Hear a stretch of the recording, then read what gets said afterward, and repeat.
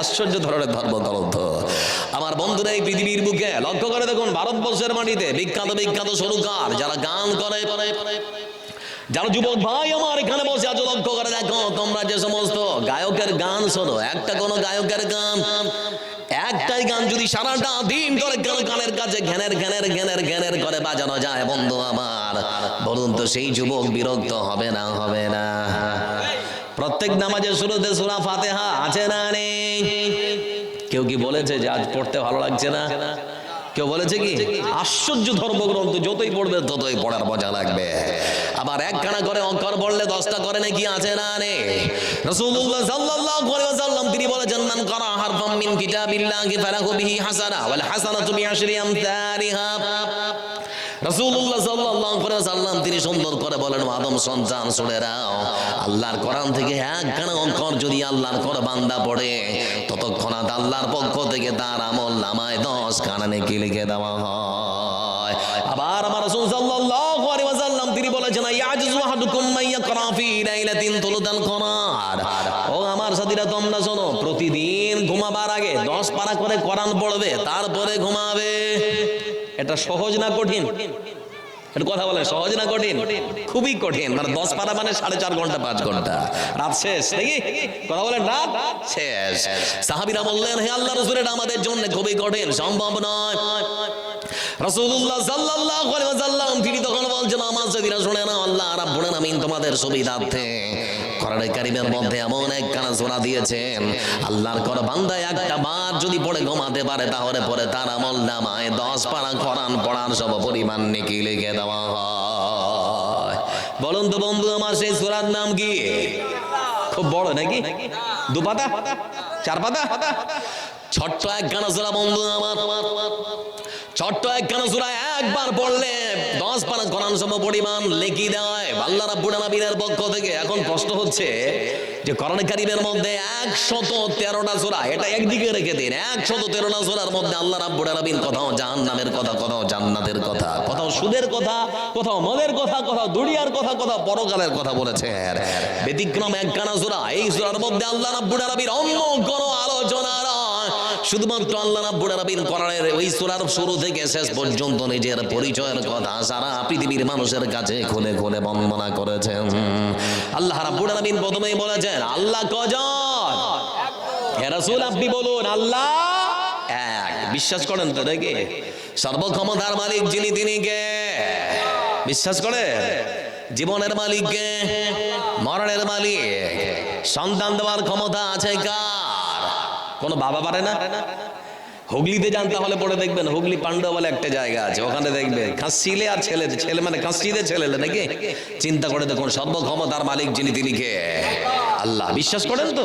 একটা কথা এবার আমি আপনাদেরকে বলছি, আমার বয়স যখন 7 বছর, 7 বছর বয়স, আমি খেলছিলাম, হঠাৎ করে আমার দাঁত, মানে দাঁত থেকে একটা দাঁত বেরিয়ে এসেছে বুক থেকে। আমি আমার মার কাছে ছুটে গেলাম, মাকে ডেকে বললাম, মা বুঝলাম না, মুখের মধ্যে সারিবদ্ধ দাঁতটা ছিল ভালো, কিন্তু বেরিয়ে আসলো, কি করব? মা তখন বলছে, বেটা কাঁদিস না, 7 বছর বয়স, সবারই দাঁত উঠে যায়, চিন্তা করতে হবে না, এটা কি দুধ দাঁত বলে, আবার নতুন দাঁত হবে।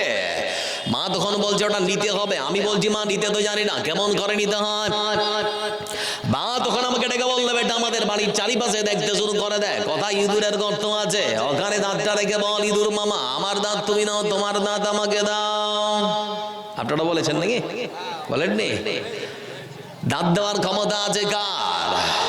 আপনারা কিছু বলছেন না, মানে ইঁদুরও দিতে পারে নাকি? ইঁদুরও দিতে পারে? কি আকীদা, চিন্তা করে দেখুন। বলছিলাম বন্ধু আমার, জন্ডা আমার আল্লাহ রাব্বুল আলামিন তিনি বলেছেন, এমনই একখানা সূরা কেউ যদি একটা বার পড়ে নেয়, তাহলে পরে তার আমল নামায় আল্লাহর পক্ষ থেকে 10 পারা কোরআন পড়ার সম পরিমাণ নেকি লিখে দেওয়া হয়। তো সোজা নয় বন্ধু আমার, এই কোরআনকে আমরা আমাদের জীবন থেকে বেশি ভালোবাসি, বাসি না? আমি কয়েকটা জালসা করার পর বাড়ি গিয়েছি, বাড়ি গিয়ে আমি আমার মাকে ডাকলাম, মা আমার দামি কটটা নোংরা হয়ে গেছে, পরিষ্কার করতে হবে। মা বললো, খুলে দে। জুব্বাটাও নোংরা হয়েছে, তো মা বললো, ওটাও খুলে দে, পরিষ্কার করে দিব। যে কোরআনটা পড়ি, এই কোরআনের যেটা গিলাম, কোরআনের যেটা কাপড়, আমি পড়তে যখন গেলাম দেখলাম সেটাও নোংরা হয়েছে। মাকে বললাম, মা কোরআনের কাপড়টাও নোংরা হয়েছে। আমার মা বললো, খুলে দে, পরিষ্কার করে দেব। বলুন তো বন্ধু আমার, ওই ওই কাপড় তিনটে নিতে আসার সময় আমার দামি জুব্বাটার সঙ্গে মায়ের পায়ে যদি লাথি লেগে যায় মনে কষ্ট হবে না? আমার এই কট্টার সঙ্গে যদি মায়ের পায়ে লাথি লেগে যায় মনে কষ্ট হবে না? কিন্তু বলতে যাচ্ছি কোরআনের ওই কাপড়টা গিলাফটার সঙ্গে যদি মায়ের পায়ে লাথি লেগে যায় মনে কষ্ট হবে না? হবে না? বাজারের সব থেকে কম দামি কাপড়, আমরা দিনাজপুরের ভাষায় বলি টেরিকট কাপড়, আপনারা কি বলেন? টেরিকট কাপড়। আমার বন্ধুরা, বাজারের সব থেকে একখানে কম দামি কাপড়, শুধুমাত্র কোরআনের গিলাফ হওয়ার কারণে, কোরআনের কভার হওয়ার কারণে তার সম্মান কমেছে না বেড়েছে? বাড়িয়েছেন যিনি, তিনি কে? এজন্য বলতে যাচ্ছি ও যুবক ভাই আমার, আল্লাহর সংস্পর্শে একটা বার যদি এসে যাও, কোরআনের সংস্পর্শে একটা বার যদি চলে আসো, তোমারও সম্মান, তোমারও মর্যাদা আমার আল্লাহ বাড়িয়ে দিতে পারে না? পারে না? পারে নাকি? যে হাজরত উমর আল্লাহ রাসূলকে মারতে যাচ্ছেন, বলছে গলা আজকে কে শেষ করে দেবো, মানে শরীর থেকে মাথা আলাদা করে দেবো। শুধুমাত্র কোরআনের কয়েকটা আয়াত শুনেছে, মনের মধ্যে ভূকম্পন, ভাইব্রেশন, রাসূলের কাছে গিয়ে কালেমা পড়ে মুসলমান হয়েছে। জোরে বলে সুবহানাল্লাহ। এ হচ্ছে কোরআনের শক্তি। এজন্য বলতে যাচ্ছি বন্ধু আমার, যারা এখানে বসে আছেন, আজকে বিশেষ একটা দায়িত্ব দেওয়া হয়েছে। আমরা কোরআনকে ভালোবাসি তার একটা প্রমাণ দিচ্ছি। অনেক মানুষ আছে বাড়িতে চাইতে যান মাদ্রাসা মসজিদের জন্য, বলে মাদ্রাসার জন্য এসেছেন, ভিখারি বিদ্যার জন্য আমার কাছে পয়সা নেই, এরকম বলে না মানুষ? কিন্তু অনেক মানুষ আছে যারা নিজের ধন এবং সম্পদ থেকে আল্লাহ রাস্তায় ব্যয় করতে ভালোবাসে, এরকম মানুষ আছে নেই? যারা মাদ্রাসার বাচ্চাদের পছন্দ করে, যারা আল্লাহর ঘর নির্মাণ করতে পছন্দ করে। একটা খালি প্রমাণ দিচ্ছে আপনাদেরকে, আমার দিকে চেয়ে থাকুন। বাংলাদেশের মাটিতে আমি দেখছিলাম কিছুদিন আগে একটা ঘটনা, মাদ্রাসার প্রত্যন্ত গ্রামাঞ্চলে, মানে আপনাদের এই যে গ্রাম, এই গ্রামাঞ্চলের মতো একটা গ্রামে ছোট্ট একটা মাদ্রাসা, হিফজের মাদ্রাসা। হিফজের মাদ্রাসায় অনবরত বাচ্চারা কোরআন পাঠ করে। তো ওই মাদ্রাসার একটা ছোট্ট বাচ্চা যার নাম হচ্ছে ওবাইদুল্লাহ, আর মাদ্রাসার যিনি প্রধান শিক্ষক তার নাম হচ্ছে মাহমুদুল্লাহ। একটা খবরে দেখছিলাম সুন্দর করে ঘটনাটা। তো ফজরের আযান হয়েছে, ঠিক সেই সময় ছোট্ট বাচ্চাদের কেউ তুলে দিয়েছে। নামাজ পড়ার পর ছোট্ট বাচ্চাটা ঝুঁকছে আর পড়ছে কোরআন, সুন্দর করে কোরআন পড়ছে। একটা কথা বলে দিচ্ছি বন্ধু আমার, যে যুবকেরা গান শোনো, গান শুনতে শুনতে মৃত্যুবরণ করা আর কোরআন পড়তে পড়তে মৃত্যুবরণ করা, আল্লাহর কাছে কি দুটোই সমান? কলকাতার নজরুল মঞ্চে একজন শিল্পী কে গান গাইতে গাইতে মৃত্যুবরণ করেছে, আর আমার বিখ্যাত কারিগরি আব্দুল বাসিত তিনি কোরআন পাঠ করতে করতে মৃত্যুবরণ করেছেন। আল্লাহর কাছে দুটো কখনো সমান হতে? গান শুনছো যুবক, তখন যদি তোমার মৃত্যু হয় আল্লাহর কাছে কিভাবে দাঁড়াবে, কি জবাব দিবে একটু চিন্তা করো। ফিরে আসো কোরআনের দিকে, ফিরে আসো রাসূলের আদর্শের দিকে। এজন্য বলতে যাচ্ছি, ছোট্ট বাচ্চা কোরআন পড়ছে, কোরআন পড়তে পড়তে মাথায় কেমন যেন তীব্র যন্ত্রণা শুরু হয়েছে। পেছনে পড়ে গেলেন তিনি, ছোট্ট বাচ্চাটা পড়ে গেল পেছনে। তো ধর ধর কি হলো বলতে বলতে সবাই ছুটে এসেছে। কিছুক্ষণ পরে মাথায় পানি ঢালার পর চেতনা যখন ফিরে পেয়েছে, মাদ্রাসার প্রধান শিক্ষক মাহমুদুল্লাহ জিজ্ঞেস করছেন, বেটা কি ব্যাপার, যন্ত্রণা কি মাথায়? বলে হ্যাঁ, প্রচন্ড যন্ত্রণা, সহ্য করতে পারিনি বলে অচেতন হয়ে গিয়েছিলাম, এখনো যন্ত্রণা করছে? বলে হ্যাঁ। প্রাথমিক চিকিৎসায় ঔষধ দেওয়া হলো, মাথার যন্ত্রণা কমে না। পরের দিন সকালবেলা নিয়ে যাওয়া হলো ক্লিনিকে, সেখানে নিয়ে গিয়ে মাথার সিটি স্ক্যান হলো। মাথার সিটি স্ক্যান করার পর ডাক্তার যখন বিকেলবেলা রিপোর্ট পেয়েছে, রিপোর্টটা হাতে পাওয়ার পর ডাক্তার বাবু বলতে শুরু করেছে, আপনার বাচ্চার মাথায় ব্রেন টিউমার ধরা পড়েছে, তাড়াতাড়ি করে না অপারেশন করলে বাচ্চাকে বাঁচানো যাবে না। মাদ্রাসায় দিয়ে চলে গিয়েছেন, বাচ্চার বাবাকে ফোন দিয়েছেন একটু আসতে হবে। তো বেশিরভাগ মাদ্রাসায় যে সমস্ত বাচ্চারা পড়ে তারা গরিবেরই ছেলে হয়, তাই তো নাকি? বেশিরভাগ দেখবেন খেটে খাওয়া দিনমজুর গরিবের বাচ্চাই বেশি মাদ্রাসায় থাকে। বড় লোকের বাচ্চারা ওরা তো মাস্টার, ব্যারিস্টার, প্রফেসর হবে। আর ধর্মটা দায়িত্ব মানে আমরা গরিবদের হাতে তুলে দিয়েছি এক প্রকার আর কি। তো ওই বাচ্চার বাবাকে ফোন দিয়েছে, বাচ্চার বাবা যখন এসেছে, আজান পরে তার বাবাকে তখন ডেকে বলে, ভাই মনটা শক্ত করুন। বলে কেন? একটা কথা বলবো। বলে বলুন। বলে আপনার বাচ্চার মাথার সিটি স্ক্যান হয়েছে, ডাক্তার বলেছে আপনার বাচ্চার মাথায় ব্রেন টিউমার ধরা পড়েছে, সময়ের সাথে যদি অপারেশন না করা হয় বাচ্চাকে বাঁচানো যাবে না। হুজুর কত খরচ হতে পারে? বলে 1 লক্ষ টাকা ডাক্তার বলেছে। বলে এই চিকিৎসা দেওয়ার জন্য ঢাকার কাকরাইল জেলা হাসপাতালে আমাদেরকে যেতে হবে। ছুটে গিয়েছে কাকরাইল জেলা হাসপাতালে, সঙ্গে 60,000 টাকা, বাড়িতে গিয়ে নিজের স্ত্রীর কানের, হাতের, গলা যা ছিল বিক্রি করেছে, সঙ্গে যে রিক্সাটা চালাতো সেটাও বিক্রি করেছে 50,000। আর হুজুরেরা 10,000 টাকা মিলে 60,000 টাকা নিয়ে ছুটেছে আপনার হচ্ছে কাকরাইল জেলা হাসপাতালে। সেখানকার যিনি প্রধান সার্জন, যার নাম হচ্ছে ডাক্তার মাহফুজুর রহমান, তার সঙ্গে চেম্বারের মধ্যে সাক্ষাৎ হলো, কথোপকথন হলো। তো উনি তখন বলছেন, রিপোর্ট দেখার পর ইমিডিয়েট সত্যি যদি না বাচ্চার অপারেশন করা হয় বাঁচানো যাবে না। বলে স্যার কখন করবেন? বলে আজকের রাত আনুমানিক 11:30 পৌনে 12টার সময়, মানে ডিসেম্বর মাসে 11:30 পৌনে 12টা, মানে চলতি যে বছর যাচ্ছে। বন্ধু আমার বলছিলাম আপনাদেরকে, রাত 11:30 পৌনে 12টায় চট্ট কোরানের পাখিটাকে, কোরানের হাফেজকে সুন্দর করে প্রবেশ করানো হলো। অপারেশন থিয়েটারে অপারেশন করানো হবে। যে ছোট্ট বাচ্চা আশ্চর্য, মানে সবে 12 বছর হয়েছে, 12 বছরের বাচ্চা, কিন্তু পুরো কোরআনটাকে হিফজ করে ফেলেছে। দাওর চলছে ছোট্ট বাচ্চাটা।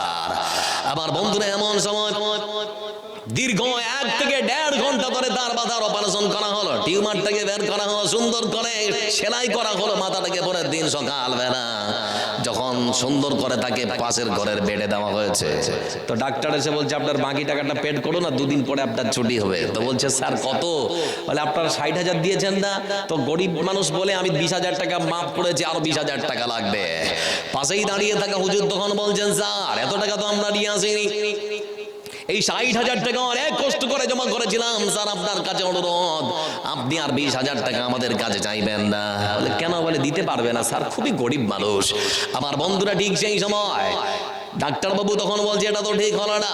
প্রধান শিক্ষক তখন বলে স্যার এতদিন ধরে আপনি অসংখ্য মানুষের অপারেশন করেছেন, কিন্তু অসংখ্য মানুষের কাছ থেকে আপনি টাকা পেয়েছেন, কিন্তু আজকে যে বাচ্চাটার অপারেশন রাখতে হয়েছে এটা সাধারণ কোনো বাচ্চা নয়, এক আশ্চর্য ধরনের বাচ্চা। আশ্চর্য বাচ্চা মানে? বলে হ্যাঁ স্যার আশ্চর্য বাচ্চা, ই আমার মাদ্রাসায় পড়ে তো আমি ভালো জানি। বয়সটা 12 বছর, বয়সটা হলো 12 বছর। 12 বছর বয়সে এই বাচ্চাটা পুরো কোরআনটাকে তার মাথাতে সুন্দর করে মেমোরিতে ধরে রাখতে সম্ভব, ধরে রাখতে সংরক্ষণ করতে পেরেছে। 12 বছরের বাচ্চাটা আমার কাছে যখন ভর্তি হয়েছিল আনুমানিক তখন বয়স 11 বছর হবে, পুরো 6 মাসে হিফজ করেছে কোরআনটা। স্যার আশ্চর্য ধরনের এর মধ্যে মানে ধরে রাখার শক্তি বা ক্ষমতা আল্লাহ দিয়েছে। বলে পুরো 6 মাসে হিফজ করেছে? বলে হ্যাঁ স্যার 6 মাসে হিফজ করেছে। বলে বিশ্বাস তো হচ্ছে না। বলে স্যার তাহলে আপনি বাচ্চাটার কাছে শুনবেন। হেমস যখন ফিরে যায় ডাক্তার তার কাছে গিয়ে তখন বলতে শুরু করেছে বাবু তোমার নাম? বলে আমার নাম ওবাইদুল্লাহ। বয়স? বলে 12 বছর। আমি দেখে শুনলাম তুমি কোরআনের হাফিজ? বলে হ্যাঁ। কয় মাসে হিফজ করেছে? বলে 6 মাসে। বলে তুমি 6 মাসে কোরআনটা হিফজ করেছো, আমাকে কি কোরআনের মধ্য থেকে কোন একটা সূরা শোনাতে পারো সুমধুর কণ্ঠে? তখন কোরআনের হাফিজ ছোট্ট বাচ্চা না, কোরআনের পাখিটা কোরআনে কারীমের মধ্য থেকে সূরাতুল জিলজাল সুমধুর কণ্ঠে পাঠ করে তো শোনাতে শুরু করেছে। কোরআনের সুমধুর কণ্ঠে তেলাওয়াত শুনতে শুনতে ডাক্তারের অজান্তে চোখে কখন যে জল এসে গেছে নিজেও বুঝতে পারেনি। তেলাওয়াত যখন শেষ হয়ে গেল ছোট্ট বাচ্চা তখন জিজ্ঞেস করে স্যার কোরআন শুনতে চাইলেন শোনালাম, কিন্তু কাঁদছেন কেন? কি ব্যাপার? বলছে বেটারে তুমি শুধুমাত্র 6 মাসে পুরো কোরআনটাকে হিফজ করেছো, আমার বয়সটা তো কম হলো না। 52 বছরে পৌঁছে গেলাম, এখনো পর্যন্ত কোরআন হিফজ করা তো দূরের কথা, কোরআনটা শুদ্ধ করে পড়তে শিখলাম না। মনের মধ্যে এখন নানান রকম প্রশ্ন দাঁড়া বেঁধেছে, আল্লাহর কাছে দাঁড়িয়ে জবাব দেব কেমন করে? ও বেটা আমি আগে শুনেছি যারা কোরআনের হাফিজ হয় তাদের পক্ষ থেকে আল্লাহর কাছে নাকি তারা সুপারিশ করার, আল্লাহর পক্ষ থেকে নাকি তাদেরকে সুপারিশ করার অনুমতি দেওয়া হয়। সেই দিন যদি মহান সত্য আল্লাহ রাব্বুল আলামিনের পক্ষ থেকে তোমাকে বিশেষ কোন সুবিধা দেওয়া হয় সুপারিশ করারও, আমার বেটা বলতে চাচ্ছি সেই দিন হতভাগা ডাক্তারের নামটা আল্লাহর কাছে গিয়ে একটা বার তুমি উচ্চারণ করবে। ছোট্ট কোরআনের পাখিটা তখন বলছে স্যার ডাক্তার বাবু বলতে যাচ্ছি আপনাকে, আপনি আমার এত বড় উপকার করলেন, আমার মাথা থেকে আমার টিউমার বের করেছেন আপনি, আমাকে আপনি নানান রকমের এক বরণ ব্যাধি থেকে আপনি আমাকে এক প্রকার ফিরিয়ে দিয়েছেন। বলতে যাচ্ছি সেই দিন যদি সত্যি আল্লাহ রাব্বুল আলামিনের পক্ষ থেকে আমাকে বিশেষ কোন সুবিধা প্রদান করা হয় তাহলে পরে আল্লাহর কাছে আপনার নামটা আমি অবশ্যই সেই দিন আল্লাহর কাছে তুলে ধরবো। ছোট্ট বাচ্চার কথা শোনার